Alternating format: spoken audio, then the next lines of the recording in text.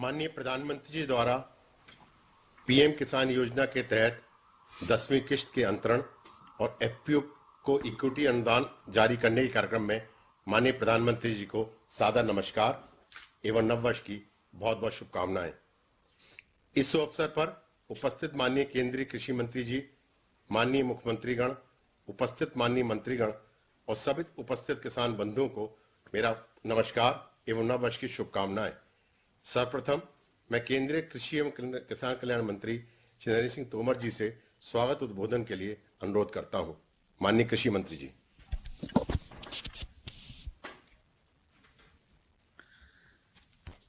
सभी को नव वर्ष की बहुत बहुत शुभकामनाएं। आज हम सबके मध्य माननीय प्रधानमंत्री श्री नरेंद्र मोदी जी इस कार्यक्रम में मुख्य अतिथि के रूप में उपस्थित हैं। हम सबके लिए सौभाग्य की बात है कि कृषि से संबंधित जब भी कोई विषय प्रधानमंत्री जी के समक्ष उपस्थित होता है तो वो बहुत ही सहृदय होकर कृषि के क्षेत्र को, किसान से चर्चा को महत्व प्रदान करते हैं और हमेशा कृषि के क्षेत्र को समय देकर देश भर के करोड़ों करोड़ किसानों को अनुग्रहित करते हैं।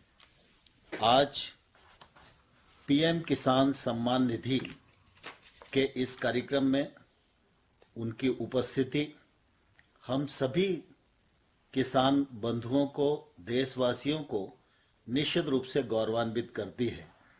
आज इस कार्यक्रम के निमित्त देश भर के किसानों ने लगभग 8 करोड़ की संख्या में अपने को रजिस्टर्ड कराया है।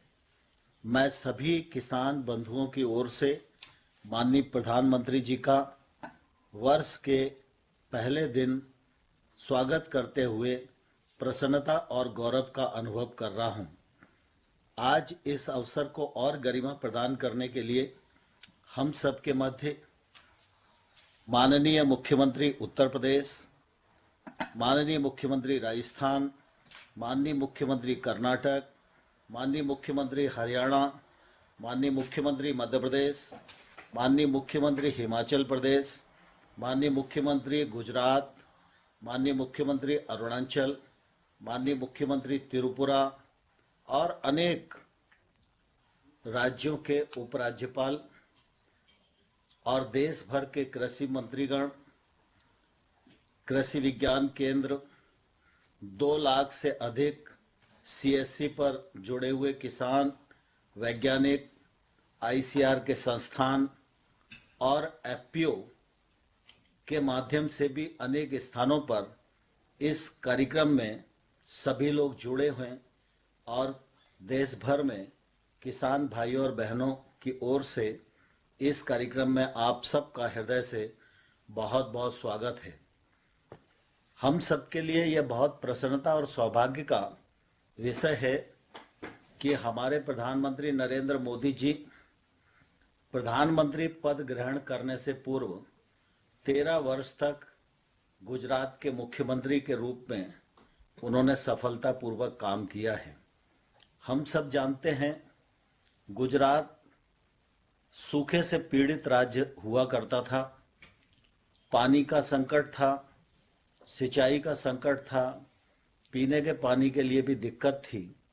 उस दुरावस्था में माननीय मोदी जी को गुजरात में काम करने का अवसर मिला। उन्होंने राज्य की गरीबी को, राज्य के किसानों की पीड़ा को बहुत ही नज़दीक से देखा है और अपने दूरगामी दृष्टिकोण के परिणाम स्वरूप परिश्रम पूर्वक भागीरथ बनकर गुजरात में गांव-गांव में पहुंचाने का काम मोदी जी के नेतृत्व में हुआ है।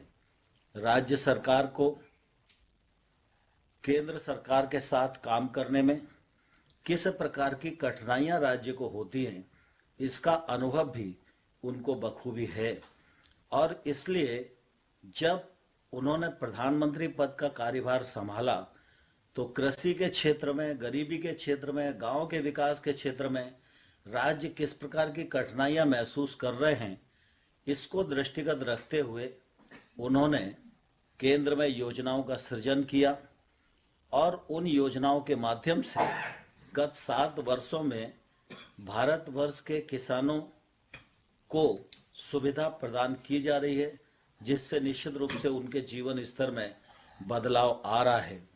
देश भर में किसी किसान संगठन ने, किसी किसान ने यह मांग नहीं की थी कि उसको सम्मान निधि प्रदान की जाए, लेकिन जब प्रधानमंत्री जी ने किसान की आमदनी दोगुनी करने के लिए देश को आह्वान किया तो उन्होंने इस बात को ध्यान में रखा कि उसकी आय में बढ़ोतरी करना यह केंद्र सरकार का भी काम है और इसलिए पीएम किसान सम्मान निधि योजना बनाई और इस योजना के अंतर्गत पर्याप्त मात्रा में बजट का प्रावधान किया।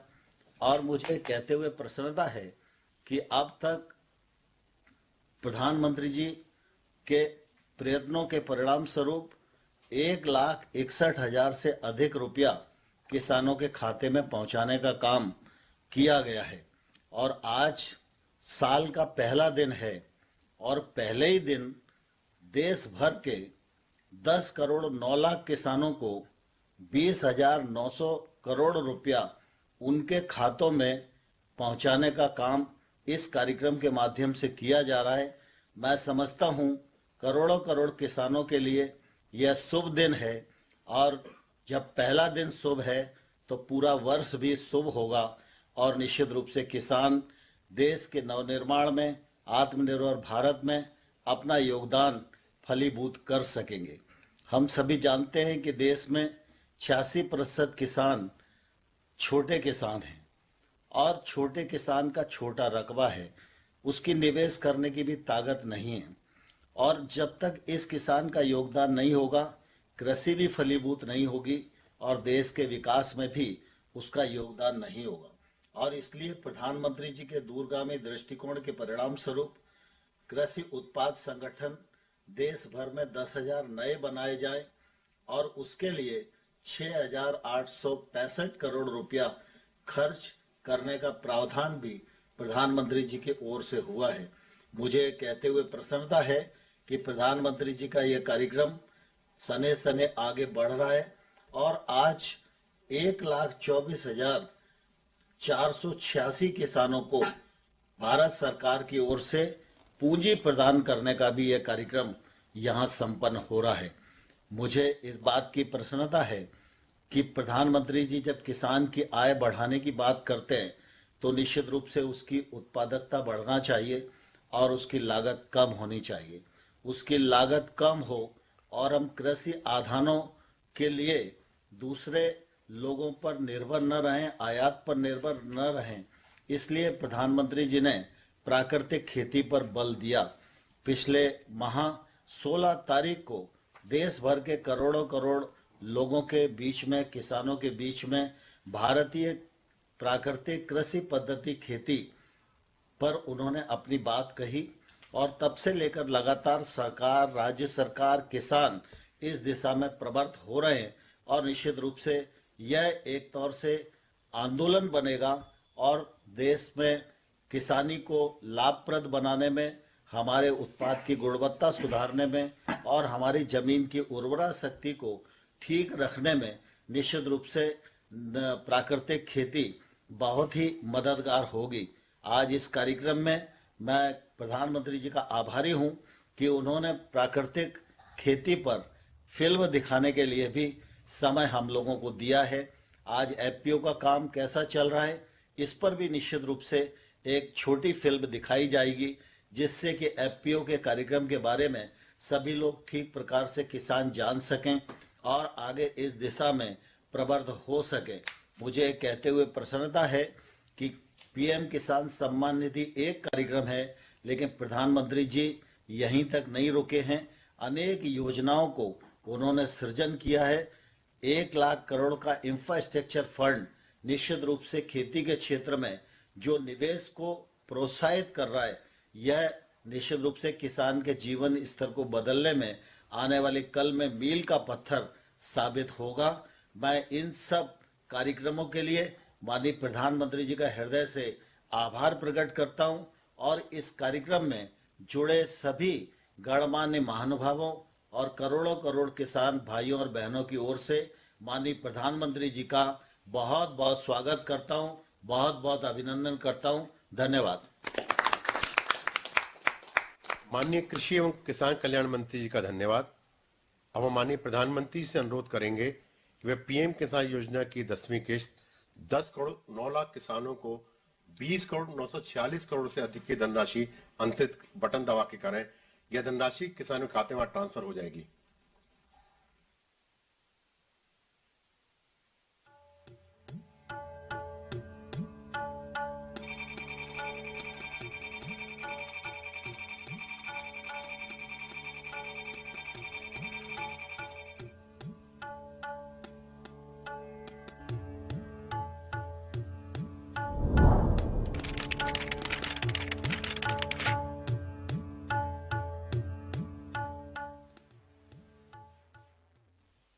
माननीय प्रधानमंत्री जी का बहुत बहुत धन्यवाद। अब मैं माननीय प्रधानमंत्री जी से 10,000 एफपीओ गठन योजना के अंतर्गत आज 1.24 लाख किसानों को 14 करोड़ से अधिक की धनराशि इक्विटी के रूप में अंतरण करने का अनुरोध करूंगा। माननीय प्रधानमंत्री जी।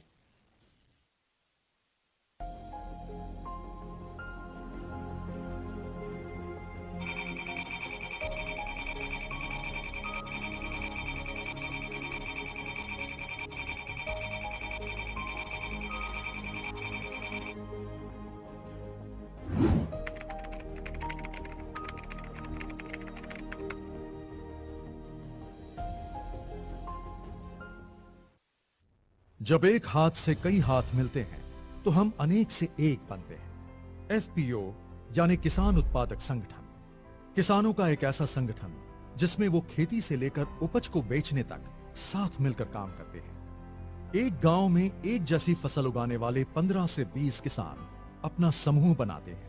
किसानों के ऐसे कई समूहों से एक एफपीओ बनता है। कृषि क्षेत्र को मजबूत और हमारे मेहनती किसानों को समृद्ध बनाने के लिए ही माननीय प्रधानमंत्री जी ने इस योजना की नींव रखी, जिससे किसानों की आय में वृद्धि होने का उनका सपना भी साकार हो रहा है। यहाँ देश के किसानों की आय बढ़ाने के लिए, किसानों को सशक्त करने के लिए 10,000 फार्मर प्रोड्यूसर ऑर्गेनाइजेशन, कृषि उत्पादक संगठन बनाने की योजना भी लॉन्च की गई।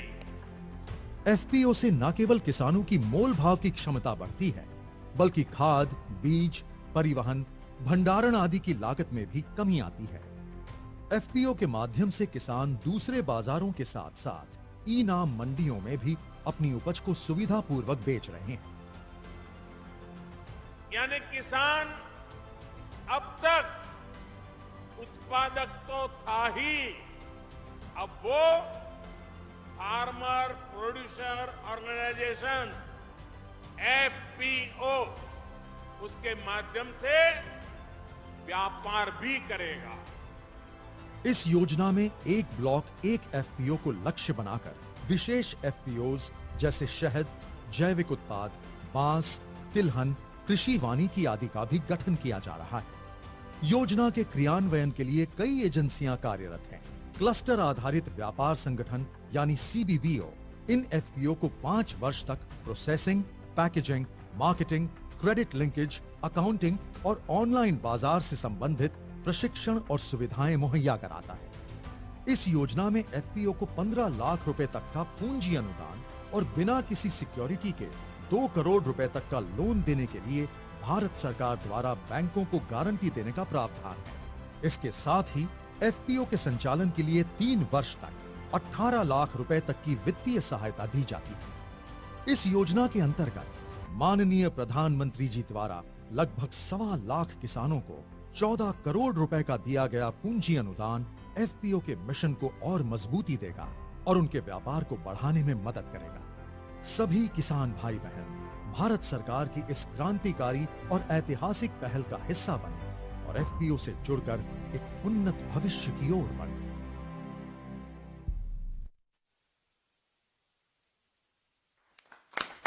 अब माननीय प्रधानमंत्री जी से कुछ किसान उत्पादक संगठनों से संवाद हेतु अनुरोध करूंगा। सर्वप्रथम मैं उत्तराखंड से Jivamrit organic farmer producer company limited नामक एफपीओ के सदस्य किसान श्री जसवीर सिंह से को आमंत्रित करता हूं। श्री जसवीर सिंह जी। जसवीर जी नमस्ते। नमस्कार सर। नमस्कार। नमस्कार, बैठिए, आप बैठिए। जसवीर जी, सर, सबसे मैं पहले आपको और जो भी इस कार्यक्रम में हमारे साथ जुड़े हैं उन सबको 2022 की बहुत बहुत शुभकामनाएं। आपके सर, एफपीओ के नाम में जीवामृत भी है और ऑर्गेनिक भी। इससे ही पता चलता है कि यह ऑर्गेनिक और नेचुरल फार्मिंग में काम करता है। आपने इस तरह की फार्मिंग का ही चयन क्यों किया? सर, सबसे पहले आपको जीवामृत कंपनी की ओर से और यहाँ समस्त अधिकारी की ओर से हार्दिक नववर्ष की हार्दिक शुभकामनाएं। सर, हमारे एफपीओ में जीवामृत, सर, हमने स्टार्टिंग में जब हमने जैविक खेती स्टार्ट की तो हमारे सामने सबसे बड़ी समस्या हुई कि अब खेती तो जैविक हमने करनी स्टार्ट कर दी, बट उसमें फर्टिलाइजर और केमिकल्स बंद करने पड़े। तो इसको कैसे हम आगे बढ़ाएं? तो हमने क्या किया सर, हमने जीवामृत घर पर ही बनाया। तो हमने देखा सर, जीवामृत से जब हमने खेती में उनको फसलों में डाला तो मिट्टी में जो जीवांश थे वो जो पहले बहुत कम थे उनकी मात्रा बढ़ी। उनकी मात्रा बढ़ने से तो लगा खेती को आगे जो है उसमें कार्बन की जो मात्रा थी उसमें खेती में वो सर पहले बहुत कम थी। तो कार्बन की मात्रा जीवामृत से हमारी अब आज की डेट में सर 1%, पहले 0.24 थी, आज 1 से ऊपर है।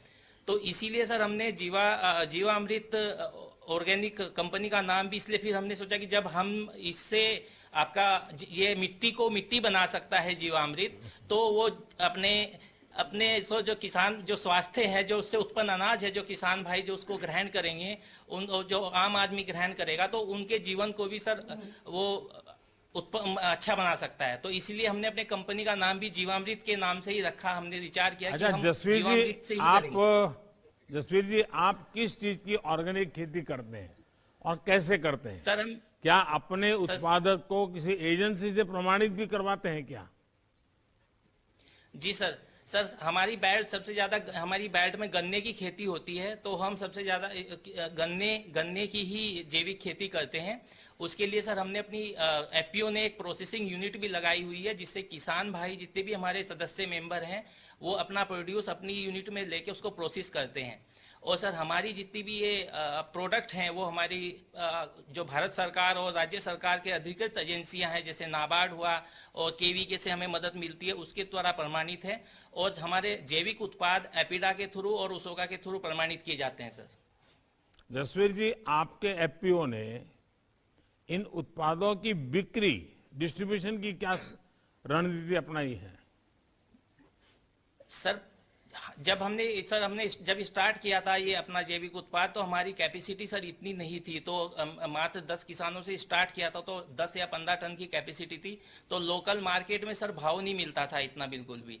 फिर एफपीओ गठन के बाद हमने हमारे जब हमने सर्टिफाई कराया तो हमारी मार्केट में जितनी भी ऑर्गेनिक सप्लायर हैं उनके साथ हमारे एग्रीमेंट हैं। एग्रीमेंट के साथ में हमारा टर्नओवर भी बढ़ा है और हमारे उत्पादों की में उसकी वो आई है सर, डिमांड बढ़ी है।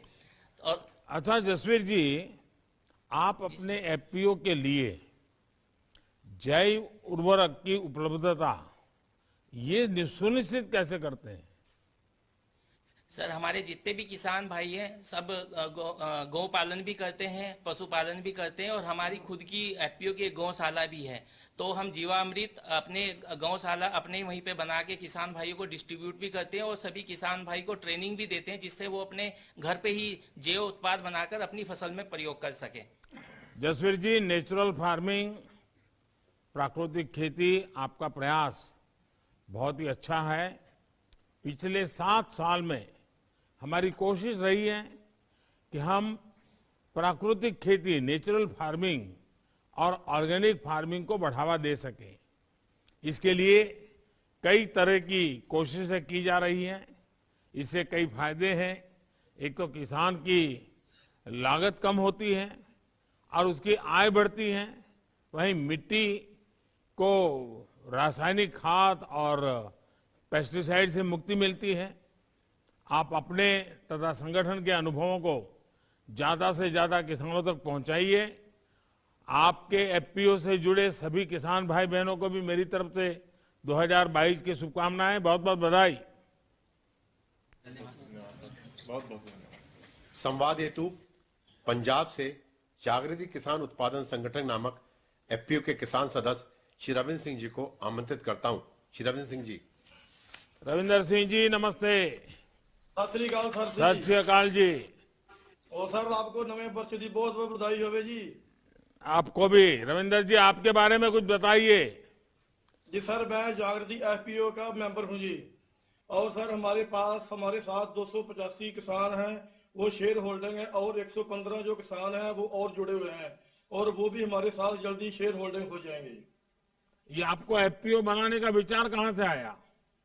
सर पहले हमारा किसान क्लब था और उस पर हम थोड़ा थोड़ा काम करते थे, जैसे दालों का, गुड़ का और सरसों के तेल का। और 2015 में हमने एफपीओ बनाई नाबार्ड की मदद से। अच्छा रविंद्र जी, मुझे बताया गया कि आपके एफपीओ ने कस्टम हायरिंग सेंटर सीएससी भी बनवाया है। आपके सीएससी के जरिए किसानों को क्या सेवाएं दे रहे हैं?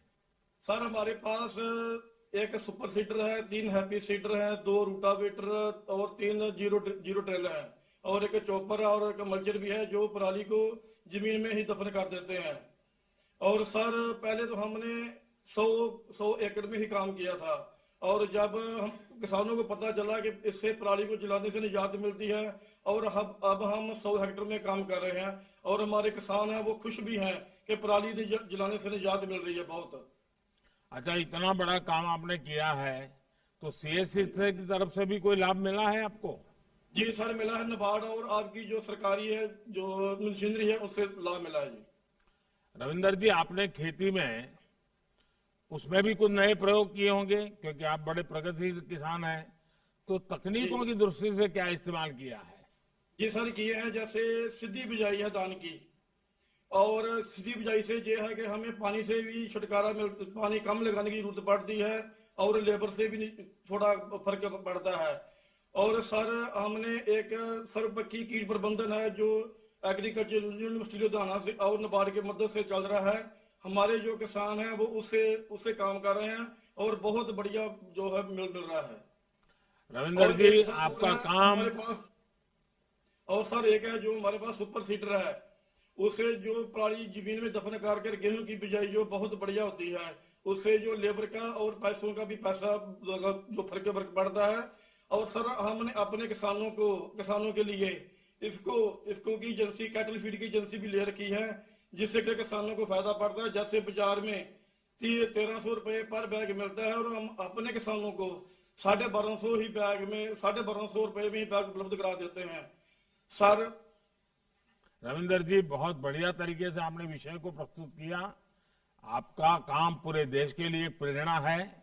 मैं चाहता हूं कि सभी किसान भाई पराली प्रबंधन से संबंधित जानकारी को ज्यादा से ज्यादा आप साझा करें। जैसे आप और आपके साथियों ने जिस तरह पराली प्रबंधन का कार्य बेहतर तरीके से किया है, आसपास के किसानों को प्रेरित करके पराली जलाने से रोका है, वो किसान और पर्यावरण दोनों के लिए लाभदायक है। पराली के वैकल्पिक उपयोग में पर्यावरण को लाभ होता है, साथ ही किसान की आर्थिक रूप से वो सशक्त होता है। आपको इस प्रयास के लिए मेरी तरफ से बहुत बहुत बधाई। सभी किसान भाइयों को मेरी तरफ से बधाई।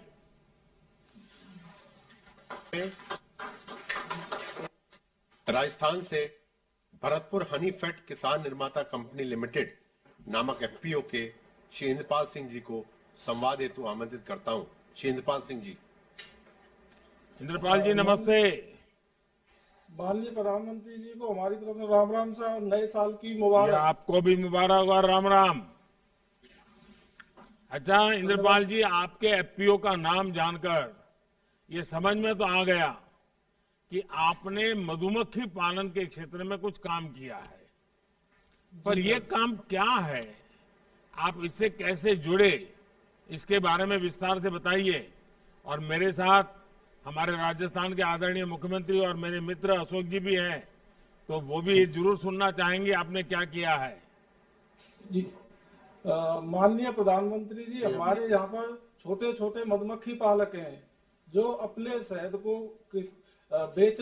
बाहर बेचने में या किसी से कंपनियों से संपर्क करने में असमर्थ थे। वो अपने शहद को यहीं पर बिचौलियों को देने के लिए मजबूर थे। उसके बाद माननीय प्रधानमंत्री जी, हमने आपको टीवी पर सुना जब आपने घोषणा की कि 10,000 नए एफपीओ का हम गठन करने जा रहे हैं, और उन एफपीओ के माध्यम से किस प्रकार छोटे छोटे किसान इसका फायदा उठा सकते हैं। माननीय प्रधानमंत्री जी, फिर हमने भी सोचा क्यों ना हम भी इस अपने शहद को इकट्ठे होकर एक एफपीओ बनाया जाए। इसी के दौरान भारत सरकार के माध्यम से नेफेड के अधिकारीगण हमारे यहाँ भरतपुर में आए और हमसे उन्होंने मुलाकात की और उन्होंने हमें विस्तार से इस एफपीओ के बारे में समझाया कि आप लोग कैसे इसका फायदा उठा सकते हैं और भारत सरकार के द्वारा आप क्या क्या मदद प्राप्त कर सकते हैं। इसी से प्रेरित होकर हमने एफपीओ का गठन किया। अच्छा इंद्रपाल जी, आप लोग अपना कार्य का बंटवारा कैसे करते हैं, काम कैसे करते हैं? क्या आप लोग की बी वैक्स के बारे में भी कोई काम हो रहा है आपके यहाँ? माननीय प्रधानमंत्री जी, हमारे पास बी बॉक्स होते हैं और हमारा जो भरतपुर एरिया है इसमें सरसों बहुत ज्यादा उत्पादन होता है, तो इसी को ध्यान में रखते हुए हमने अपना किसान का कैसे फायदा हो और कृषि के साथ साथ वो दूसरा भी उत्पाद करे जिससे कि उसकी आय में कुछ बढ़ोतरी हो। इसी को ध्यान में रखते हुए हम अपने बी बॉक्स यहाँ पर सरसों पर लगाते हैं और इसके यहाँ हमें ज्यादा परेशानी नहीं होती है। इसके बाद यहाँ जब सरसों का सीजन खत्म हो जाता है तो हमें दूसरे राज्यों में अपने बी बॉक्स लगाने पड़ते हैं, जहाँ पे कि हमें लीची और बाजरा और मकई की फसलों की आवश्यकता पड़ती है। इंद्रपाल जी, आपको अब तक सरकार की तरफ से कोई मदद मिलती है क्या? आप अगले 5 वर्षों में एफपीओ को कहां तक ले जाने के लिए सोच रहे हैं? माननीय प्रधानमंत्री जी, हमें भारत सरकार द्वारा नेफेड के माध्यम से एफपीओ चलाने और ऑफिस के लिए वित्तीय सहायता प्रदान की गई है और आज आपके माध्यम से हमें इक्विटी के तौर पर भी वित्तीय सहायता प्राप्त हो रही है और हमें यहाँ नेफेड द्वारा एक कलेक्शन सेंटर, लेबोरेटरीज और प्रोसेसिंग यूनिट की स्थापना जल्द ही की जाएगी, जिसका कि फायदा उठाते हुए हम अपने भरतपुर के शहद को उच्च गुणवत्ता युक्त बनाकर और अगले 5 साल में भारत सरकार और नेफेड के माध्यम से नेफेड के बाजार का उपयोग करते हुए हम भारतवर्ष में अपनी पहचान बनाएंगे और हमें निर्यात का अवसर भी मिलता है, तो उसका फायदा उठाते हुए हम अपने मधुमक्खी पालक किसान भाइयों को उनको अच्छी रेट पर उनका शहद बाहर जाए और उनको भी प्रसन्नता हो, ऐसी आशा करते हैं। इंद्रपाल जी, आपके सामने कुछ बोतल पड़ी है, किस चीज की पड़ी है? टेबल पर नजर आ रही है। जी सर, ये हमारा शहद है जो हम इस प्रकार इसको बेचते हैं और हमने शुरू भी किया है, लोकल मार्केट में अब बेच रहे हैं, पर जैसे ही हमें प्रोसेसिंग यूनिट और इसकी प्रोसेस यूनिट हमारे यहाँ लग जाएगी तो हम अपने शहद को प्रोसेस कराकर इन पूरे साधनों का इस्तेमाल करते हुए हम मेड इन भरतपुर शहद को पूरे भारतवर्ष और विदेशों में भी पहचान दिलाने की कोशिश करेंगे, ऐसी आशा है हमें। देखिए, राजस्थान और गुजरात, हम 2 राज्य ऐसे हैं कि जहां पानी की किल्लत रहती है, लेकिन आपने ये हनी का उद्योग किसानों को जोड़ करके जो काम शुरू किया है, उससे मधु भी मिलेगा और बी वैक्स भी मिलेगा, उसकी भी बहुत बड़ी खपत होती है। तो मेरी तरफ से आपको बहुत बहुत बधाई और बहुत बहुत शुभकामनाएं। बहुत बहुत धन्यवाद। धन्यवाद।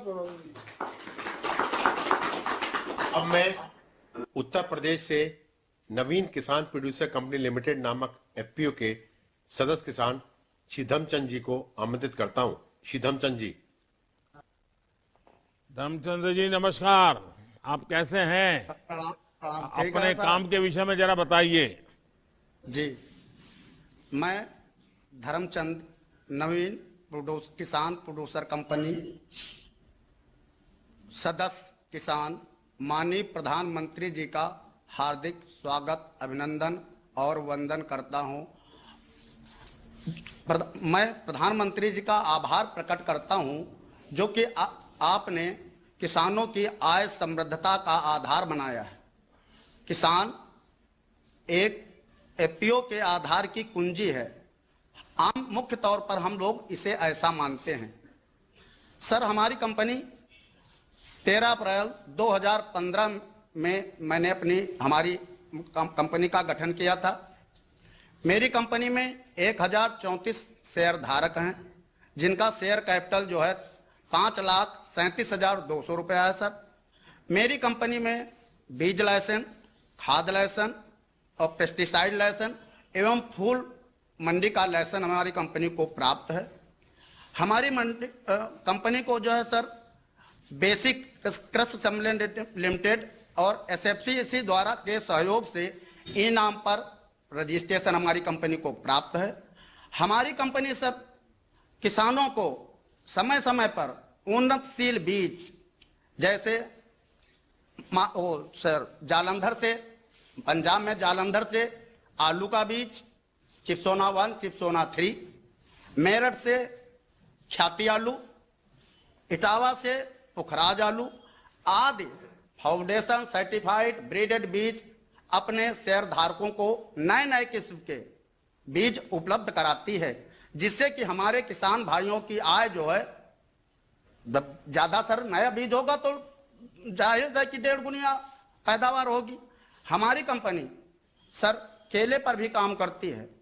जो केला मैं महाराष्ट्र जालना से स्वैद केला, जलगांव से सर जैन का केला मंगा करके टिश्यू कल्चर जी नाइल केला अपने शेयर धारकों को उपलब्ध कराते हैं, जिससे कि हमारे शेयर धारकों की पहले की जैसे पहले का किसान सब वैसा था जो पतिया लगाता था तो पैदावार कम सर होती थी। अब जी9 नवीन जो है केला है सर, इसकी पैदावार जो है करीब 1.25 गुने तो सर होती है। वेट के 20 किलो से ये 35 किलो सर।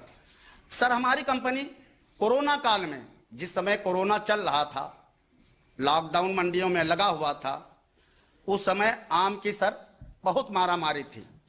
उस समय हमारी कंपनी ने अपने शेयर धारकों, जिस समय मार्केट में 10-12 रुपए किलो था उस समय माल, अपने शेयर धारकों का माल 15-16 रुपए किलो के हिसाब से मैंने उड़ीसा भुवनेश्वर भेजा। 20 टन 2 ट्रक माल 2 बार में सर ग्रीडिंग करके भेजा, जिससे कि उसको बेच करके मैं अपने शेयर धारकों को 1,20,000 रुपया अतिरिक्त प्रॉफिट मैंने अपने किसान भाइयों को दिलाया, जिससे मेरा किसान बहुत खुशहाल हुआ। सर, हमारी कंपनी जो है हॉर्टिकल्चर विभाग से जो है, उद्यान विभाग से भी कृषि अनुदान केले पर मिलता है, जो है अनुदान मिलता है। वो कंपनी जो है हमारी जो है हॉर्टिकल्चर विभाग से अनुदान दिलाती। इस बार अनुदान 5,60,000 रुपए जो है मैंने किसानों को दिलवाया। सर, हमारी कंपनी जो है पीएम सम्मान निधि पर भी जो है किसानों को जो है अगर जिस किसी भाई को नहीं मिलता है तो कार्यालय जा करके उसको जो है किसान सम्मान निधि का जो है भी लाभ पहुंचाती है। सर, और हमारी कंपनी जो है समय समय पर गेहूं का नया बीज जैसे 502 है, अन्य प्रकार के अन्य प्रजातियों के बीज जो है नए नए तकनीक से बीज, जिससे कि किसानों की आय जो है बढ़ जाती है, मतलब 1.5 गुना हो जाती है। हमारी जो है कंपनी किसानों को जैविक खेती पर भी जो है करने के लिए प्रेरित करती है।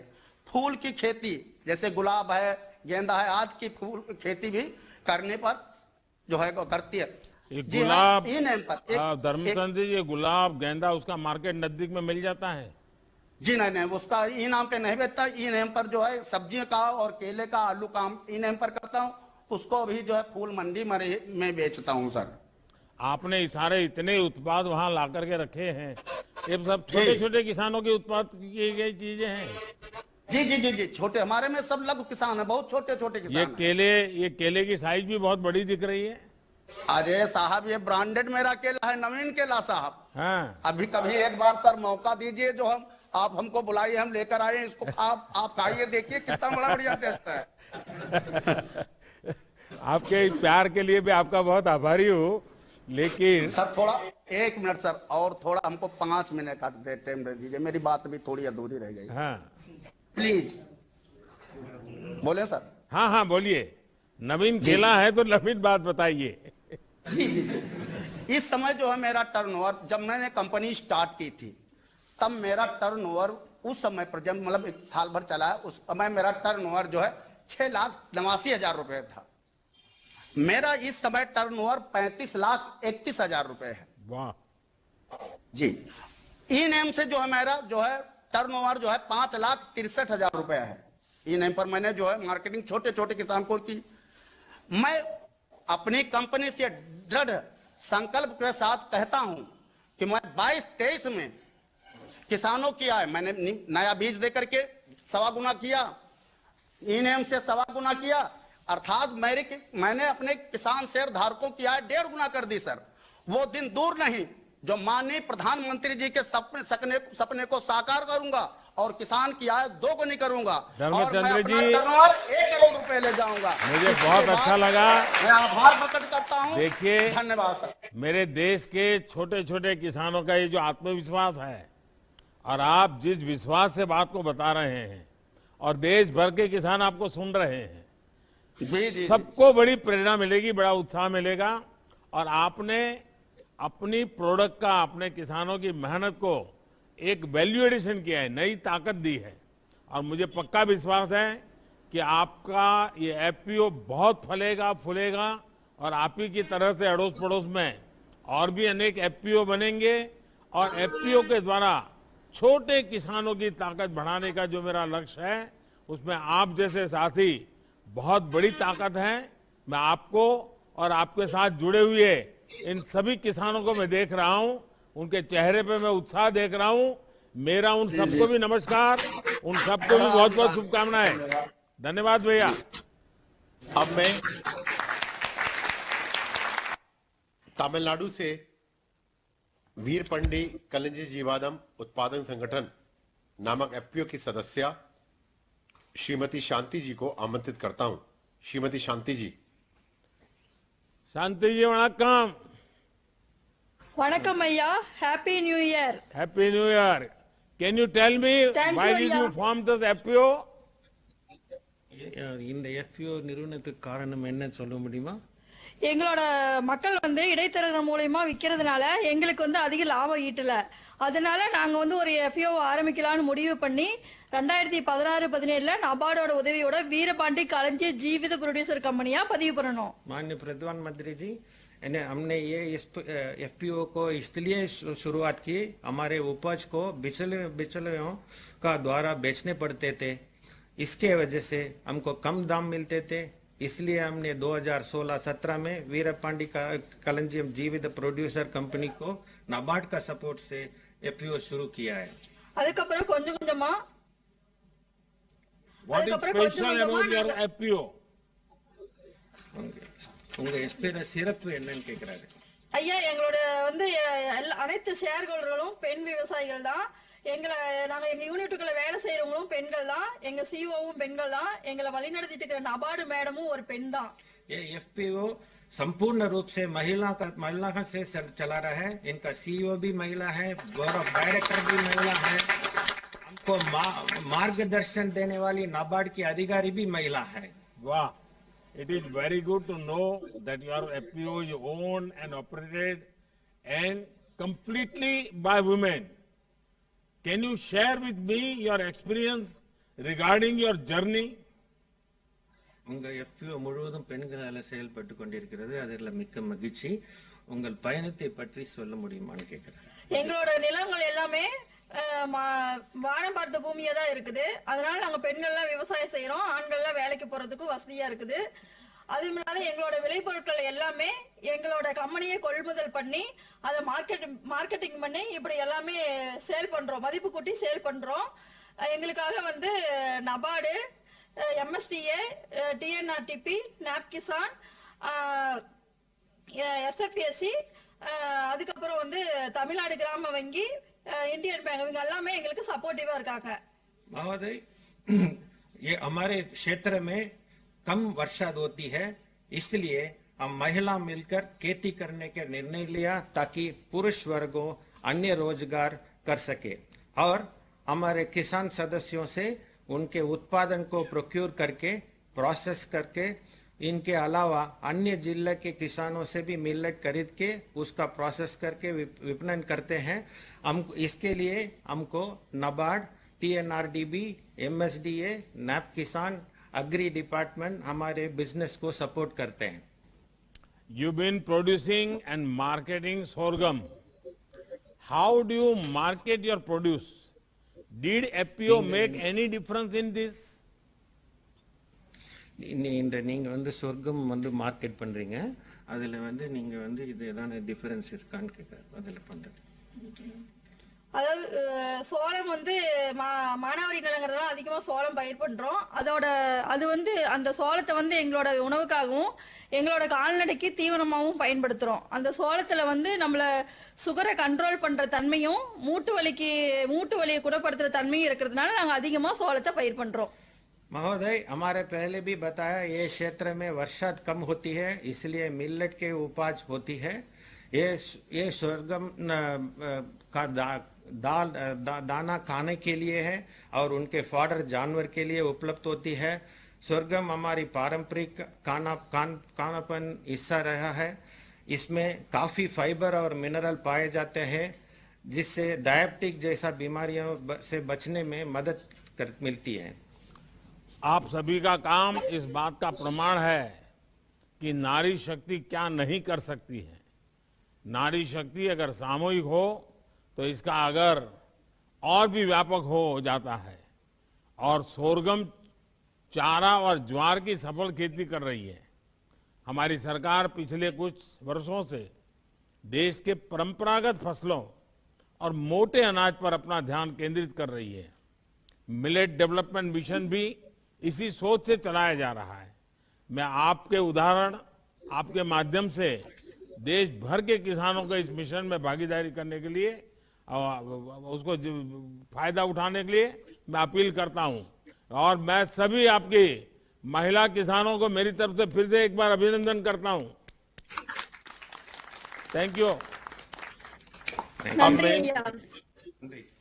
अब मैं गुजरात से PKV Sabarkantha SPNF producer company limited नामक FPO के श्री दीक्षित पटेल जी को संवाद हेतु आमंत्रित करता हूं।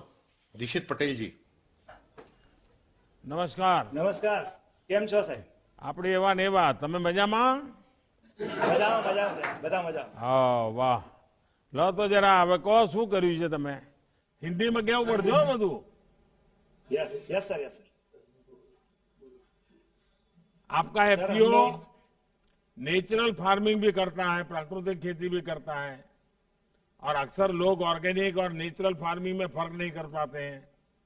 आप जरा सरल भाषा में समझा सकते हैं क्या? Yes sir. सर, साधारण भाषा में कहें तो नेचुरल फार्मिंग का मतलब है प्रकृति के साथ में, नेचर के साथ मिलकर खेती करना। इस खेती में किसी भी प्रकार के कीटनाशक,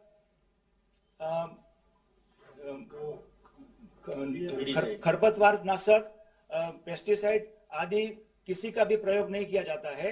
इसलिए नेचुरल फार्मिंग के खेत उत्पाद सबके स्वास्थ्य के लिए बहुत लाभप्रद होते हैं। अच्छा, नेचुरल फार्मिंग से खेती का खर्च कैसे कम होता है, ये भी जरा बताइए। सर, नेचुरल फार्मिंग जो है वो गाय आधारित खेती है, जिसमें एक गाय से 30 एकड़ की खेती हो सकती है। इस खेती में मुख्य 4 आयाम है। ये बीजामृत, जीवामृत, आच्छादन और वापसा। कीट नियंत्रण के लिए ब्रह्मास्त्र, नीमास्त्र, अग्निअस्त्र, 10 पर्णी अर्क को किसान खुद अपने खेत में प्राकृतिक संसाधनों से बना सकते हैं, जिससे किसान का खेती खर्च बहुत ही कम हो जाता है और इसलिए इस खेती को जीरो बजट खेती भी कह सकते हैं। अच्छा, आपके एफपीओ के जो प्रोडक्ट्स हैं उन्हें सामान्य खेती से मिली उपज से कितना ज्यादा पैसा मिलता है? सर ये अभी आप देख रहे हैं कि जो हमने जो हमारी जो उपज रखी है वैल्यू एडिशन करके प्रोसेस करके क्या क्या है मुझे दिखाइए जरा, क्या क्या है दिखाइए। सर ये हमने जैसे नींबू का अचार बनाया है, फिर बाद में ये जो मक्का है, मक्का का भी ये जो अपना वैक्यूम प्रेस करके वैक्यूम पैकिंग किया हुआ है, फिर ये जो हल्दी को प्रोसेस करके रखा है, ऐसे सभी जो ये तेल निकाला है, जो कच्ची घानी से तेल निकाला है मूंगफली का, ये सब्जी कोई सब्जी भी नजर आ रही है बगल में कुछ? हाँ, तो ये सब्जी भी है जो साबरकांठा में जो किसान सब्जी करते हैं तो वो सब्जी का भी सीधा उपभोक्ता तक पहुंचाने का काम करते हैं। ये क्या दिखा रहे हैं? ये पपीता है सर, पपीता है।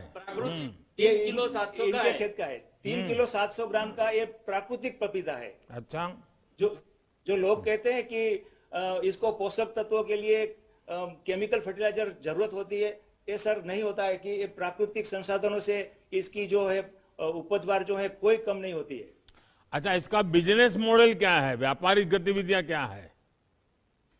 सर हमने ऐसा जो अपना गुजरात एग्रो कॉरपोरेशन के अंतर्गत हमने जो प्राकृतिक कृषि का एफपीओ बनाया है, जो गुजरात में प्राकृतिक कृषि करते हैं उन्हीं का एफपीओ बनाया है, तो उसमें जो किसानों को जोड़ा है, तो उसमें हम जो भी हमारी प्रोसेस है उसका प्रोसेसिंग ग्रेडिंग प्रोसेसिंग करके सीधा उपभोक्ता तक पहुंचाने का एक डिजिटल प्लेटफॉर्म एक बना रहे हैं, जिसमें हम सरकार हमको बहुत मदद कर रही है। और डिजिटल प्लेटफॉर्म से जो किसान की जो उपज है उसका ट्रांसपेरेंसी से सीधा उपभोक्ता तक पहुंचेंगे तो सीधा उसको फायदा होगा, मतलब कि किसानों की आय जो है वो 2 गुनी से ज्यादा हो जाएगी। अभी देखो सर, हमारी नेचुरल फार्मिंग करने से हमारी आय तो 2 गुनी हो चुकी है, सभी किसानों की 2 गुनी से ज्यादा हो जाएगी, क्योंकि बिचौलिए सब निकल जाएंगे और प्रोसेसिंग के पूरे दाम मिलेंगे। दीक्षित आप और सारे जो आपका एफपीओ किस इलाके में है? साबरकांठा में?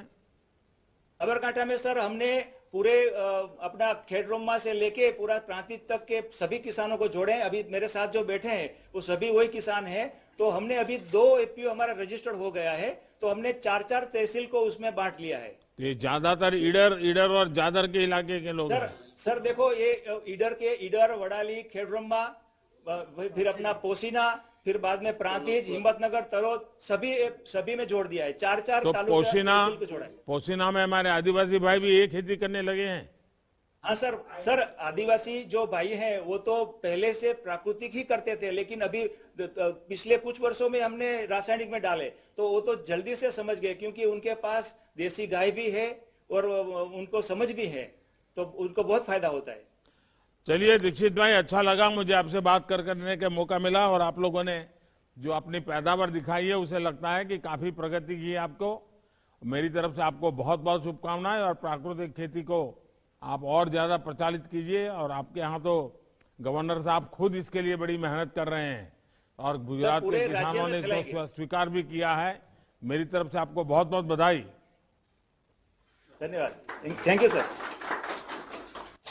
माननीय प्रधानमंत्री जी का इस संवाद हेतु बहुत बहुत धन्यवाद। अब माननीय प्रधानमंत्री जी के समक्ष प्राकृतिक खेती पर एक लघु फिल्म प्रस्तुत है।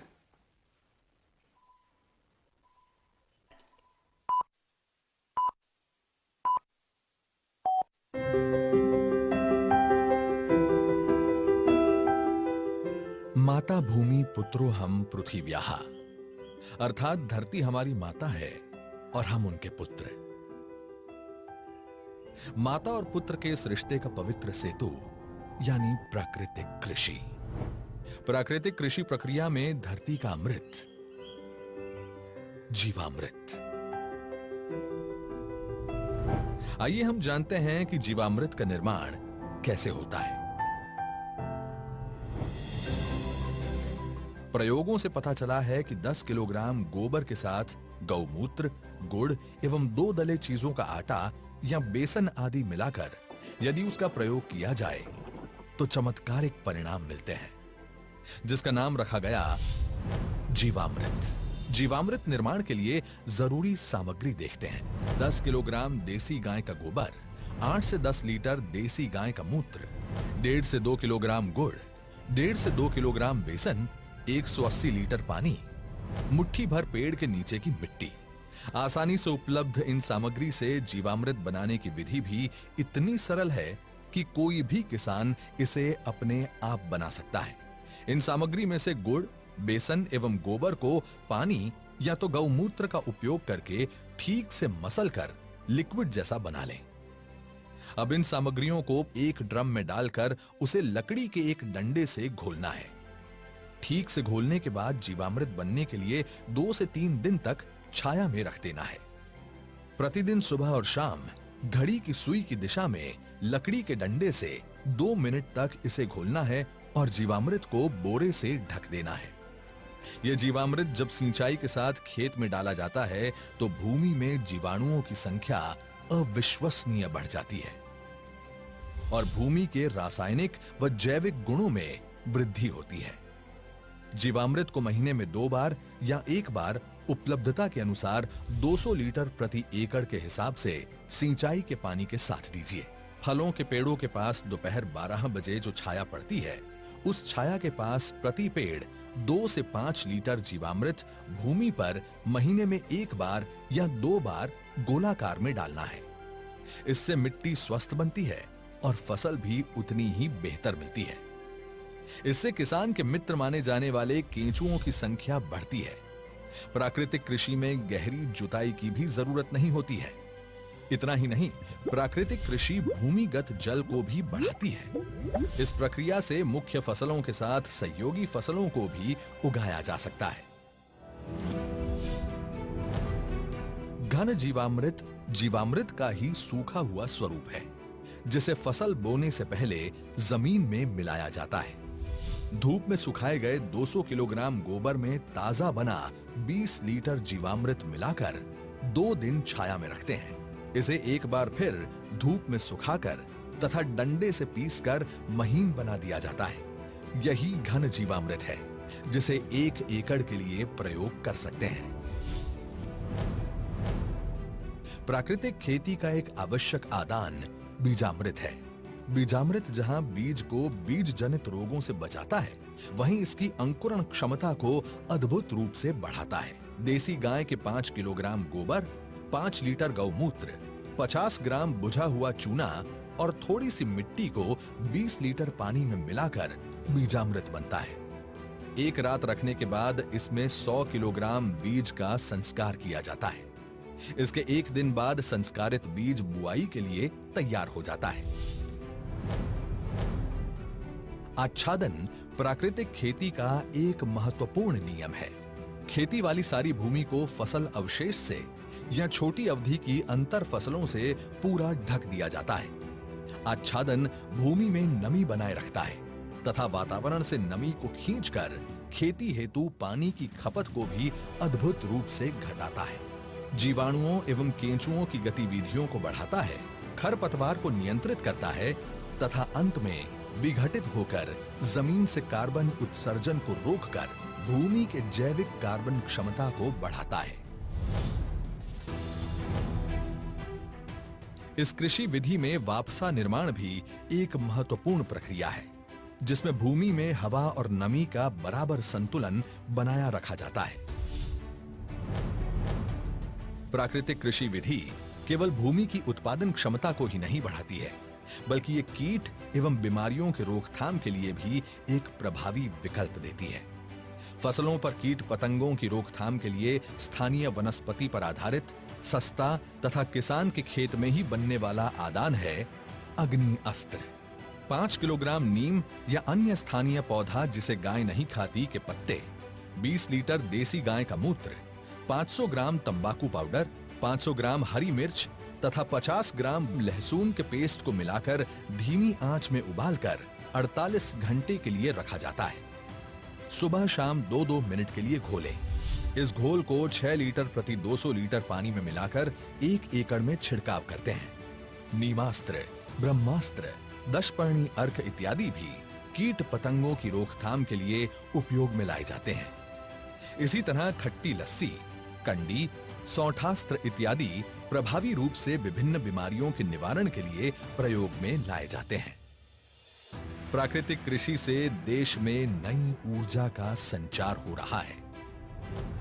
आइए आजादी के अमृत महोत्सव में मां भारती की धरा को रासायनिक खाद और कीटनाशकों से मुक्त करने का संकल्प ले। दुनिया को स्वस्थ धरती, स्वस्थ जीवन का रास्ता दिखाएं। आज देश ने आत्मनिर्भर भारत का सपना संजोया है। आत्मनिर्भर भारत तभी बन सकता है जब उसकी कृषि आत्मनिर्भर बने, एक एक किसान आत्मनिर्भर बने। और ऐसा तभी हो सकता है जब अप्राकृतिक खाद और दवाइयों के बदले हम मां भारती की मिट्टी का संवर्धन गोवर्धन से करें, प्राकृतिक तत्वों से करें। हर देशवासी हर चीज के हित में, हर जीव के हित में प्राकृतिक खेती को हम जन आंदोलन बनाएंगे। आजादी के अमृत महोत्सव के इस शुभ अवसर पर वर्तमान खेती की दशा एवं दिशा हेतु माननीय प्रधानमंत्री जी का ये अति महत्वपूर्ण आह्वान है। देश के लाखों किसानों ने इस विधि को स्थापित कर दिया है। गुजरात प्रदेश का डांग जिला तो पूरा ही प्राकृतिक खेती जिला घोषित कर दिया गया है। देश के कई गांव आज इस ओर परिवर्तित हो रहे हैं, क्योंकि इससे किसानों के जीवन में उन्नति आ रही है। मेरा नाम सत्या है। मैं मेरे 150 पौधा है जिसमें मैं प्राकृतिक खेती की अब स्प्रे कर रही हूँ। अगर जहरीली स्प्रे हम दुकानों से खरीद के करते थे तो उससे हमारे खर्चा ज़्यादा आता था, पैसा भी ज़्यादा लगता था, और इसमें हमारे को खर्चा भी कम है और फल भी अच्छा बन रहा है, जिसके लिए हमें यूरिया डालने की कोई ज़रूरत नहीं है अभी इसमें। पहले सर अगर 5000 का खर्चा हमारा आता था स्प्रे का, तो अभी हमारा 500 का भी शायद खर्चा नहीं आया है। इसलिए मैंने अपने बगीचे से शुरू करा है, पर इस साल मैं सबको बता रही हूँ कि आगे के लिए आप ही जो मैंने किया है अपने बगीचे में, आप ये स्प्रे करके देखो। दिल खुश हो जाता है सर, जब अपनी फसल इस तरह से अच्छे से आए तो दिल भी खुश हो जाता है सर। प्राकृतिक खेती के तरीकों को अपनाने से फसल की उपज में बढ़ोतरी हुई है, मिट्टी की गुणवत्ता में सुधार हुआ है, धरती माता सुखी है। उसे लगता है कि किसान ने बेहतर तरीके से उसका ध्यान रखा है और उसके लिए उसे अच्छा भोजन और अच्छी उपज लौटानी चाहिए। कोविड જેવી મહામારીની પરિસ્થિતિમાં લોકોને એ સમજ આવી કે જો આપણો ખોરાકમાં શુદ્ધિકરણ હશે તો જ આપણે બચી શકાશે। તો હવે એ લોકો સમજવા માંડ્યા છે, લોકો ઉપભોક્તા સમજવા માંડ્યા છે કે આપણે પ્રાકૃતિક ખોરાક ખાવો છે તો ત્યાં આપણે ભાવ પણ મળે છે। तो हमारा पैसा भी बचा और टाइम भी बच रहा है, और हमारी जो है खेती का, हमारी धरती माँ का स्वास्थ्य भी अच्छा हो रहा है, और उसके साथ साथ हमारा भी स्वास्थ्य अच्छा हो रहा है। यही तो है आत्मनिर्भर किसान, जो ला रहे हैं गांव-गांव में समृद्धि और बना रहे हैं आत्मनिर्भर भारत।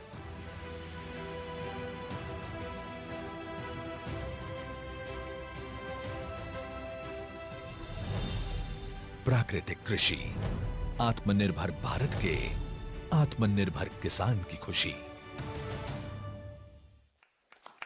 अब आज के शुभ अवसर पर माननीय प्रधानमंत्री जी से देश को संबोधित करने का सादर अनुरोध है।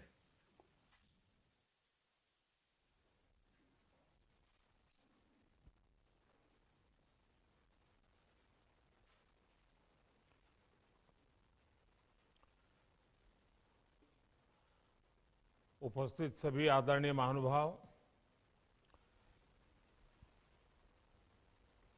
सबसे पहले तो मैं माता वैष्णो देवी परिसर में हुए दुखद हादसे पर शोक व्यक्त करता हूं। जिन लोगों ने भगदड़ में अपनों को खोया है, जो लोग घायल हुए हैं, मेरी संवेदनाएं उनके साथ है। केंद्र सरकार, जम्मू कश्मीर प्रशासन उसके लगातार संपर्क में है। मेरी लेफ्टिनेंट गवर्नर मनोज सिन्हा जी से भी बात हुई है। राहत के काम का, घायल के उपचारों का पूरा ध्यान रखा जा रहा है। भाइयों बहनों, इस कार्यक्रम में हमारे साथ जुड़े केंद्रीय मंत्रिमंडल के मेरे सहयोगी गण, अलग अलग राज्यों के सभी आदरणीय मुख्यमंत्रीगण, राज्यों के कृषि मंत्री, अन्य महानुभाव और देश के कोने कोने से जुड़े मेरे करोड़ों किसान भाइयों और बहनों, भारत में रह रहे, भारत से बाहर रह रहे प्रत्येक भारतीय, भारत के प्रत्येक शुभचिंतक और विश्व समुदाय को वर्ष 2022 की हार्दिक शुभकामनाएं। साल की शुरुआत देश के करोड़ों अन्नदाताओं के साथ हो। साल के प्रारंभ में ही मुझे देश के कोने कोने में हमारे किसानों के दर्शन करने का सौभाग्य मिले, ये अपने आप में मेरे लिए बहुत बड़ी प्रेरणा की पल है।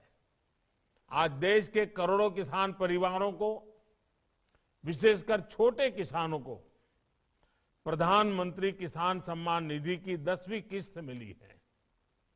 किसानों के बैंक खातों में 20,000 करोड़ रुपए ट्रांसफर किए गए हैं। आज हमारे किसान उत्पाद संघ, फार्मर्स प्रोड्यूस ऑर्गेनाइजेशंस, इससे जुड़े किसानों को आर्थिक सहायता भी भेजी गई है। सैकड़ों एफपीओस आज नई शुरुआत भी कर रहे हैं।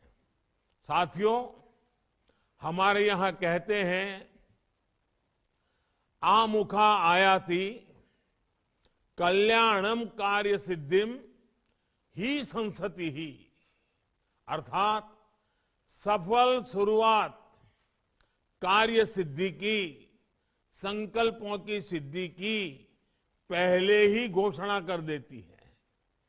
एक राष्ट्र के रूप में हम 2021 में बीते साल को उसी रूप में देख सकते हैं। 2021 100 साल में आई सबसे बड़ी महामारी से मुकाबला करते हुए कोटि कोटि भारतीयों के सामूहिक सामर्थ्य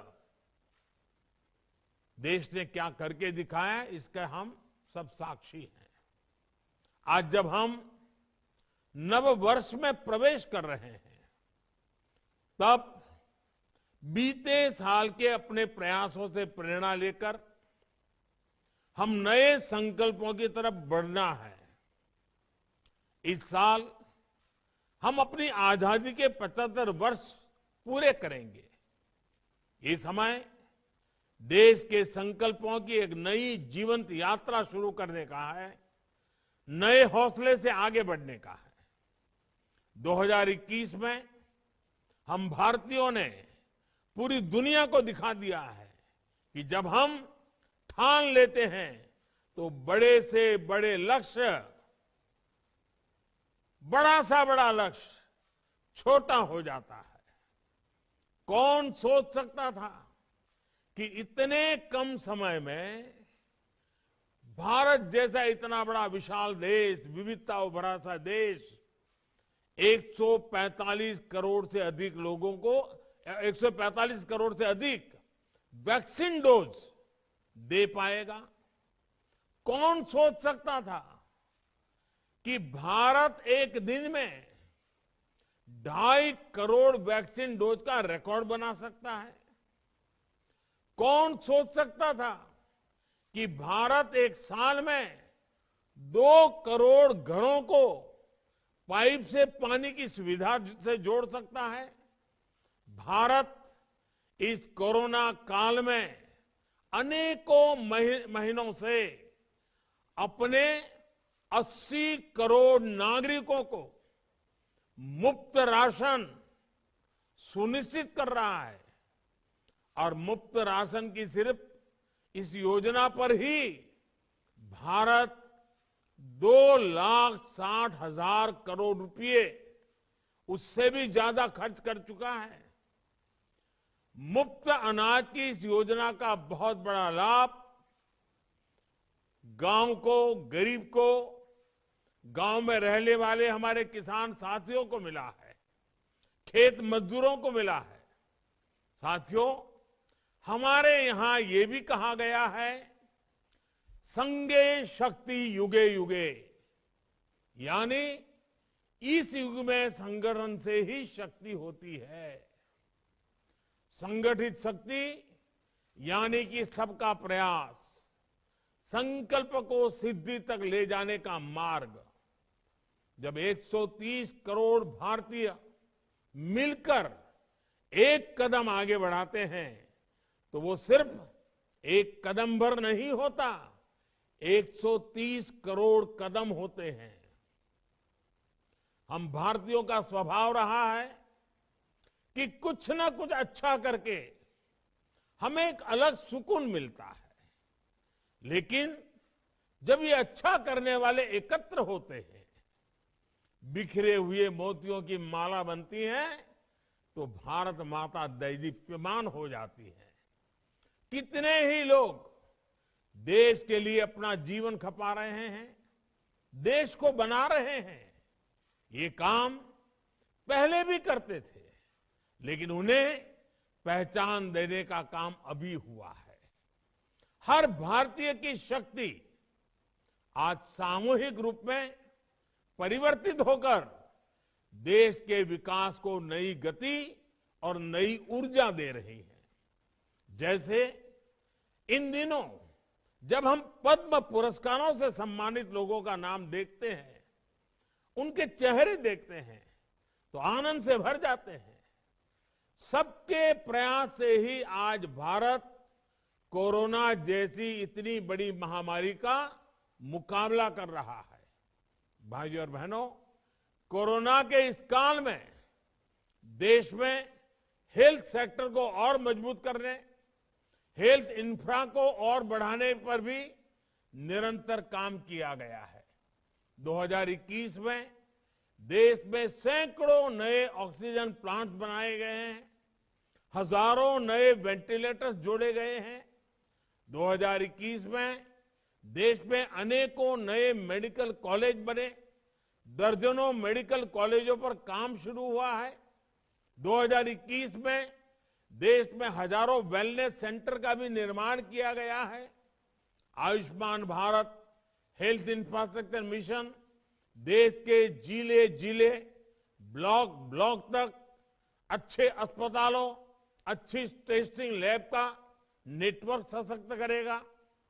डिजिटल इंडिया को नई ताकत देते हुए Ayushman Bharat digital health mission देश में स्वास्थ्य सुविधाओं को और सुलभ और प्रभावी बनाएगा। भाइयों और बहनों, आज बहुत से इकोनॉमिक इंडिकेटर्स उस समय से भी अच्छा कर रहे हैं जब कोरोना हमारे बीच नहीं था। आज हमारी अर्थव्यवस्था की विकास दर 8% से भी ज्यादा है। भारत में रिकॉर्ड विदेशी निवेश आया है। हमारी विदेशी मुद्रा भंडार रिकॉर्ड स्तर पर पहुंचा है। जीएसटी कलेक्शन ने भी पुराने रिकॉर्ड ध्वस्त कर दिए हैं। निर्यात और विशेषकर कृषि के मामले में भी हमने नए प्रतिमान स्थापित किए हैं। साथियों, आज हमारा देश अपनी विविधता और विशालता के अनुरूप ही हर क्षेत्र में विकास के भी विशाल कीर्तिमान बना रहा है। 2021 में भारत ने करीब करीब 70 लाख करोड़ रुपए का लेन देन, 70 लाख करोड़ रुपए का लेन देन यूपीआई से किया है, डिजिटल ट्रांजैक्शन किया है।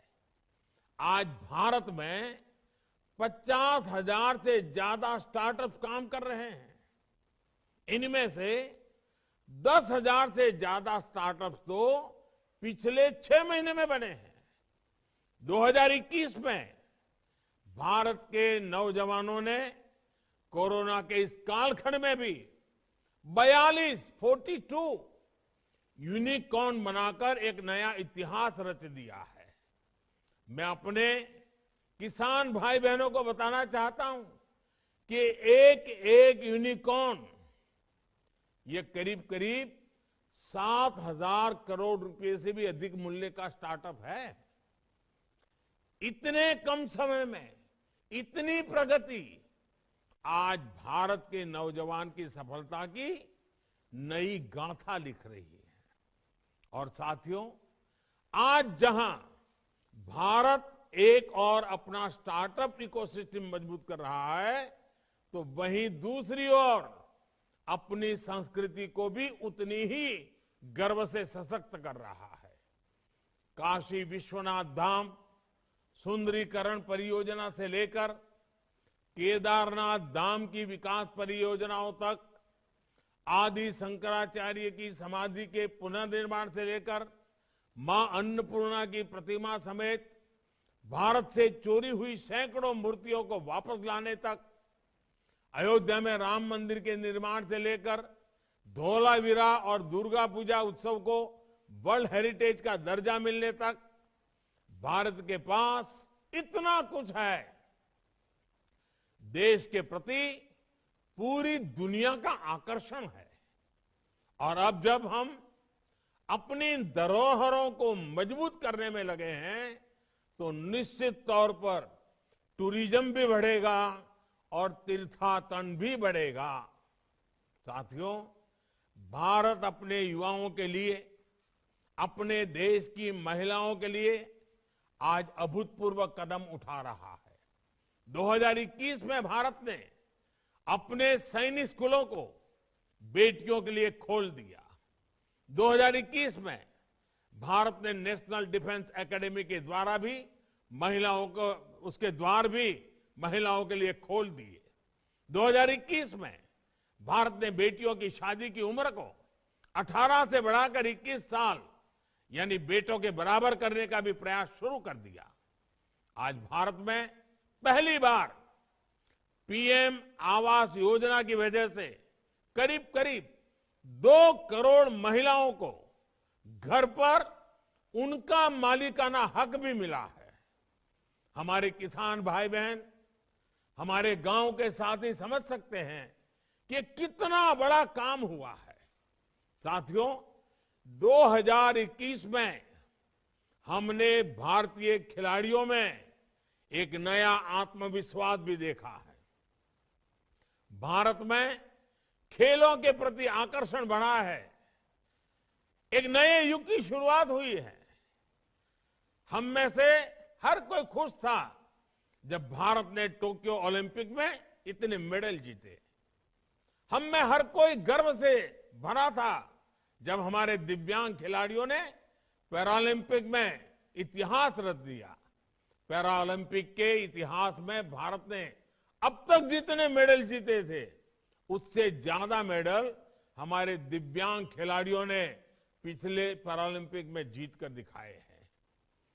भारत आज अपने स्पोर्ट्स पर्सन्स और स्पोर्टिंग इंफ्रास्ट्रक्चर पर जितना निवेश कर रहा है, उतना पहले कभी नहीं किया गया। कल ही मैं मेरठ में एक स्पोर्ट्स यूनिवर्सिटी की शिलान्यास करने भी जा रहा हूं। साथियों, संयुक्त राष्ट्र सुरक्षा परिषद से लेकर स्थानीय निकायों तक में भारत ने अपनी नीतियों और निर्णयों में अपना सामर्थ्य सिद्ध किया है। भारत ने 2016 में ये लक्ष्य रखा था कि वो साल 2030 तक अपनी इंस्टॉल्ड इलेक्ट्रिसिटी कैपेसिटी का 40% नॉन फोसिल एनर्जी सोर्स से पूरा करेगा। भारत ने अपना ये लक्ष्य 2030 का जो लक्ष्य था, वो नवंबर 2021 में ही प्राप्त कर लिया। क्लाइमेट चेंज के खिलाफ विश्व का नेतृत्व करते हुए भारत ने 2070 तक नेट जीरो कार्बन एमिशन का भी लक्ष्य दुनिया के सामने रखा है। आज भारत हाइड्रोजन मिशन पर काम कर रहा है, इलेक्ट्रिक व्हीकल्स पर लीड ले रहा है।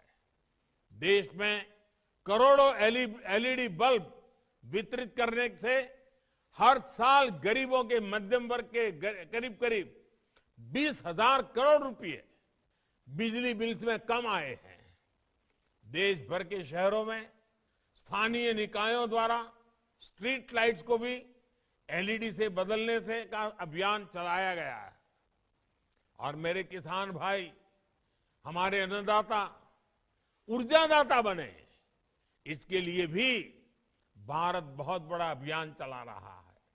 प्रधानमंत्री कुसुम योजना के तहत किसान खेतों के किनारे मेड़ पर सोलर पैनल लगाकर और ऊर्जा पैदा कर सके, इसके लिए भी उन्हें मदद दी जा रही है। लाखों किसानों को सरकार द्वारा सोलर पंप दिए गए हैं।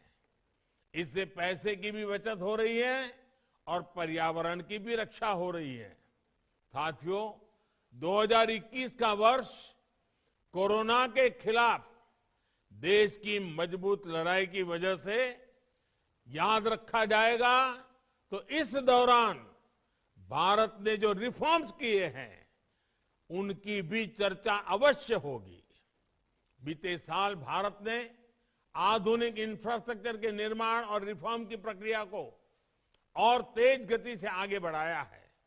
सरकार का दखल कम हो, हर भारतीय का सामर्थ्य निखरे और सबके प्रयास से राष्ट्रीय लक्ष्यों की प्राप्ति हो, इसी प्रतिबद्धता से उसी को सशक्त किया जा रहा है।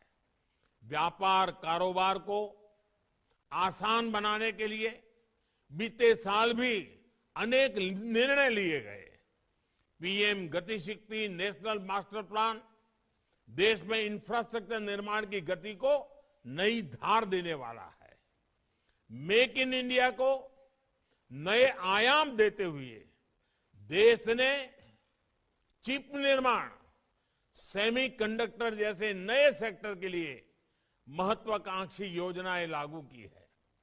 बीते साल ही रक्षा क्षेत्र में आत्मनिर्भरता के लिए देश को 7 रक्षा कंपनियां मिली हैं। हमने पहली प्रोग्रेसिव ड्रोन पॉलिसी भी लागू की है। अंतरिक्ष में देश की आकांक्षाओं को नई उड़ान देते हुए इंडियन स्पेस एसोसिएशन का गठन किया गया है। साथियों, डिजिटल इंडिया अभियान भारत में हो रहे विकास को गांव-गांव तक ले जाने में बड़ी भूमिका निभा रहा है। 2021 में हजारों नए गांवों को ऑप्टिकल फाइबर केबल से जोड़ा जा गया है। इसका बहुत लाभ हमारे किसान साथियों, उनके परिवारों, उनके बच्चों को भी हुआ है। 2021 में ही ई रूपी जैसा नया डिजिटल पेमेंट, ये पेमेंट समाधान भी शुरू किया गया है। एक देश एक राशन कार्ड भी देश भर में लागू हो चुका है। आज देश के असंगठित क्षेत्र के श्रमिकों को ई श्रम कार्ड दिए जा रहे हैं ताकि सरकारी योजनाओं का लाभ उन तक आसानी से पहुंच पाए। भाइयों और बहनों, वर्ष 2022 में हमें अपनी गति को और तेज करना है।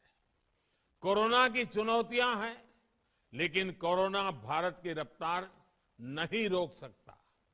भारत पूरी सावधानी रखते हुए, पूरी सतर्कता के साथ कोरोना से भी लड़ेगा और अपनी राष्ट्रीय हितों को भी पूरा करेगा। हमारे यहां कहा गया है, जही ही भीतिम भज भज शक्तिम विदेही राष्ट्रे तथा अनुरिक्तम कुरु कुरु सततम ध्येय स्मरणम सदैव पुरतो निधेहि चरणम। यानी डर, भय, आशंकाओं को छोड़कर हमें शक्ति और सामर्थ्य को याद करना है। देश प्रेम की भावना सर्वोपरि रखनी है। हमें अपने लक्ष्यों को याद रखते हुए लगातार लक्ष्य की ओर कदम बढ़ाना है।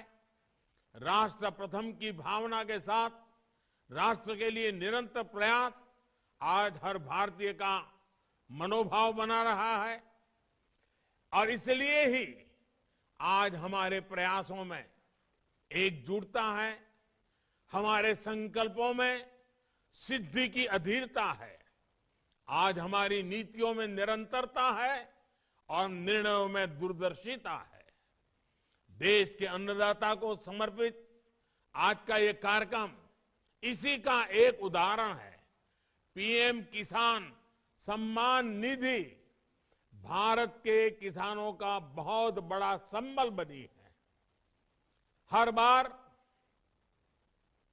हर किस्त समय से, हर साल हजारों करोड़ रुपए का ट्रांसफर बिना किसी बिचौलिए के, बिना किसी कमीशन के। पहले कोई कल्पना भी नहीं कर सकता था कि भारत में ऐसा भी हो सकता है। आज की राशि को मिला दें तो किसान सम्मान निधि के तहत किसानों के खाते में 1,80,000 करोड़ रुपए से ज्यादा ट्रांसफर हो चुके हैं। आज उनके छोटे छोटे खर्चों के लिए ये किसान सम्मान निधि बहुत काम आ रही है। छोटे किसान इस राशि में से अच्छी क्वालिटी के बीज खरीद रहे हैं, अच्छी खाद और उपकरणों का इस्तेमाल कर रहे हैं। साथियों, देश के छोटे किसानों के बढ़ते हुए सामर्थ्य को संगठित रूप देने में हमारे किसान उत्पाद संगठनों एफपीओज की बड़ी भूमिका है।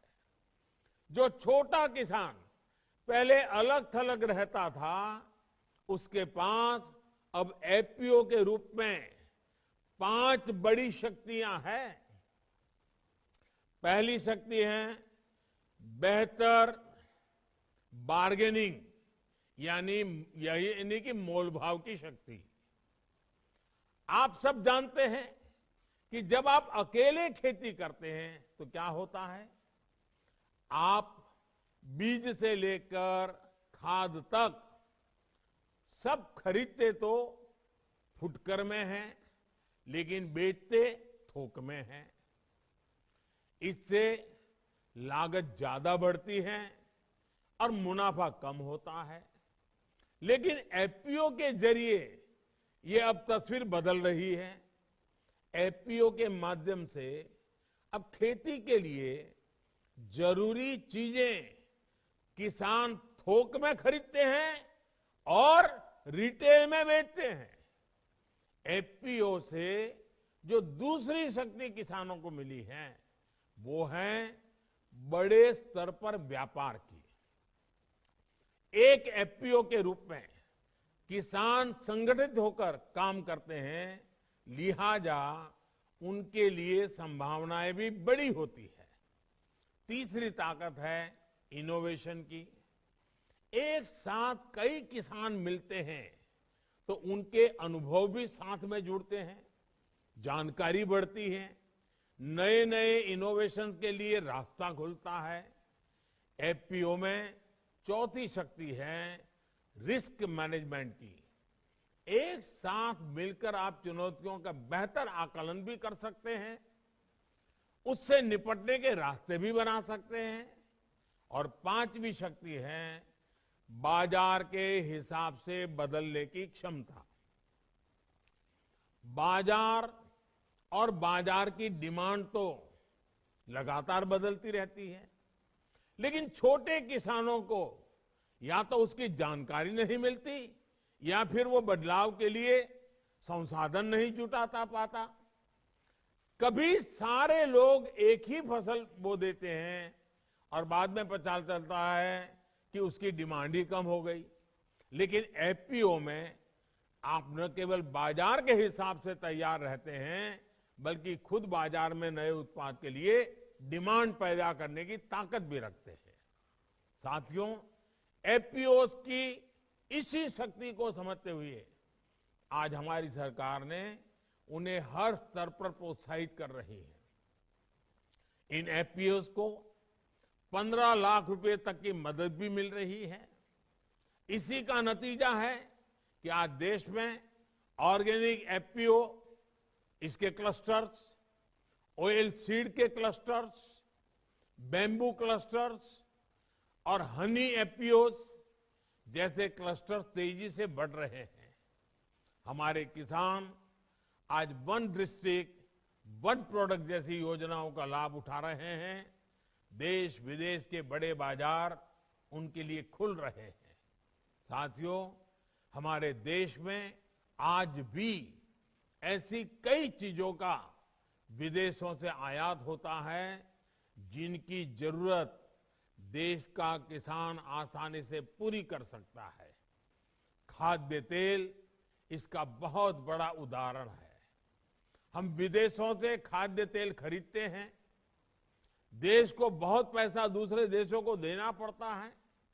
ये पैसा देश के किसानों को मिले, इसलिए हमारी सरकार ने 11,000 करोड़ के बजट के साथ नेशनल पाम ऑयल मिशन शुरू किया है।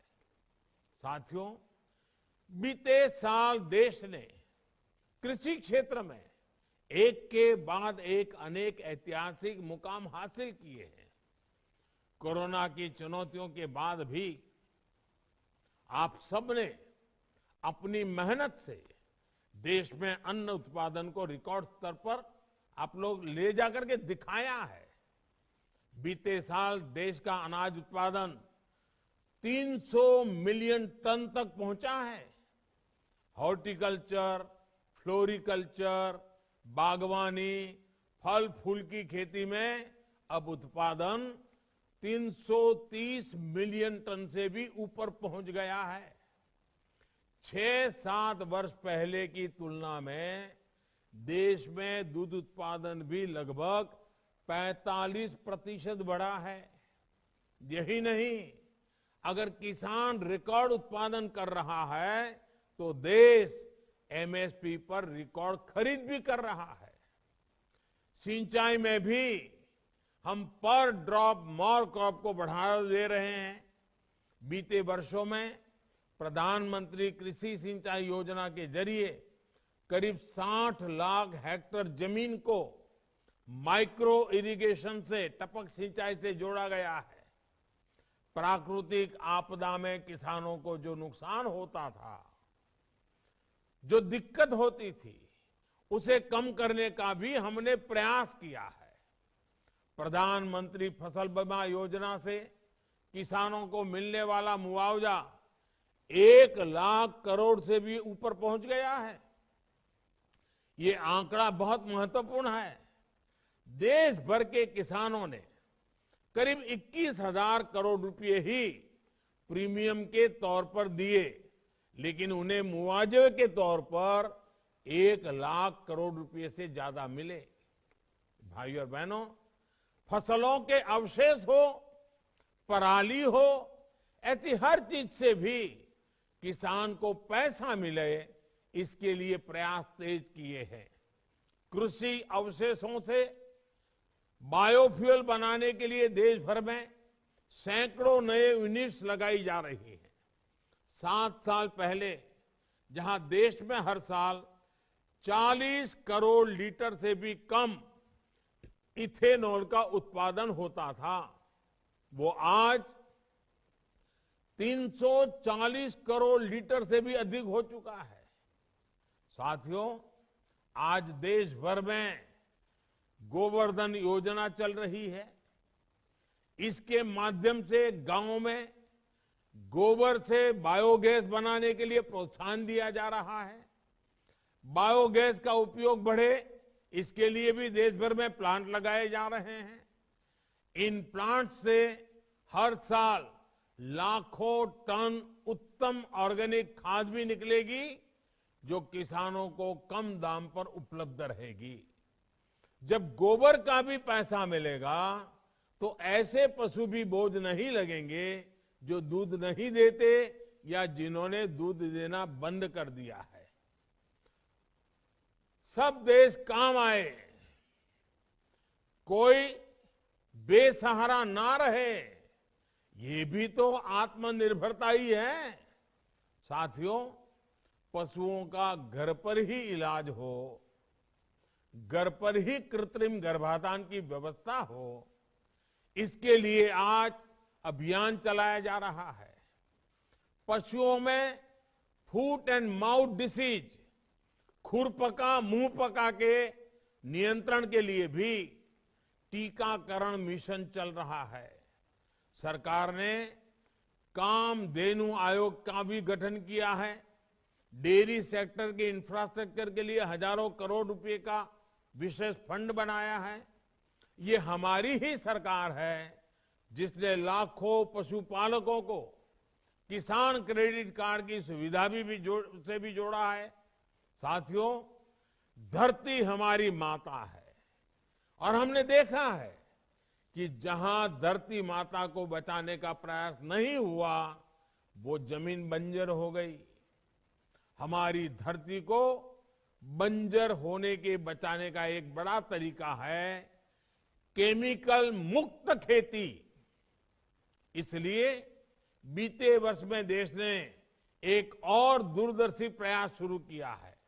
ये प्रयास है नेचुरल फार्मिंग, यानी प्राकृतिक खेती। और इसकी एक फिल्म अभी आपने देखी भी, और मैं तो चाहूंगा कि सोशल मीडिया में इस फिल्म को हर किसान तक पहुंचाइए।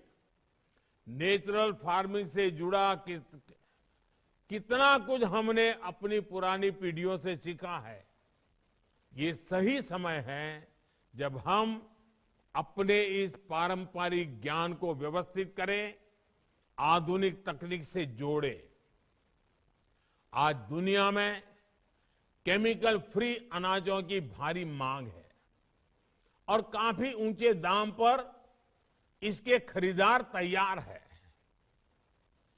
इसमें लागत कम है और उत्पादन भी बेहतर रहता है, जिनसे अधिक लाभ सुनिश्चित होता है। केमिकल मुक्त होने से हमारी मिट्टी की सेहत, उपजाऊ शक्ति और खाने वालों का स्वास्थ्य भी उत्तम रहता है। मैं आज आप सभी से आग्रह करूंगा कि प्राकृतिक खेती को भी अपनी खेती से जोड़े, इस पर जोर दें। भाइयों और बहनों, नए साल का ये पहला दिन नए संकल्पों का दिन है। ये संकल्प आजादी के अमृतकाल में देश को और समर्थ और सक्षम बनाने वाले हैं। यहां से हमें इनोवेशन का, कुछ नया करने का संकल्प लेना है। खेती में तो ये नयापन आज समय की मांग है। नई फसलों, नए तौर तरीकों को अपनाने से हमें हिचकिचाना नहीं है।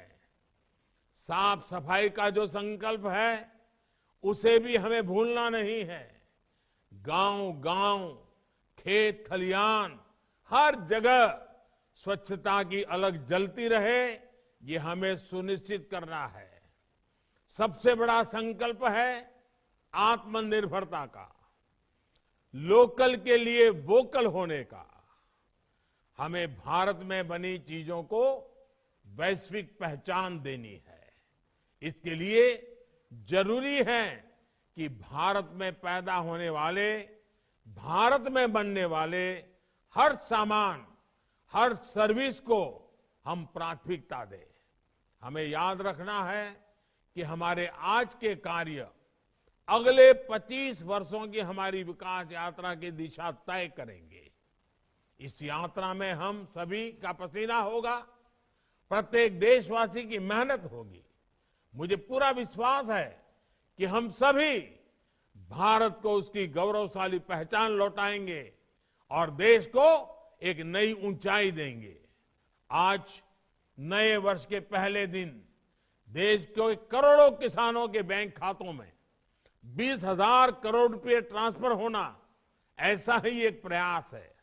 आप सभी को एक बार फिर 2022 इस नव वर्ष की बहुत बहुत मंगल कामनाएं, बहुत बहुत धन्यवाद।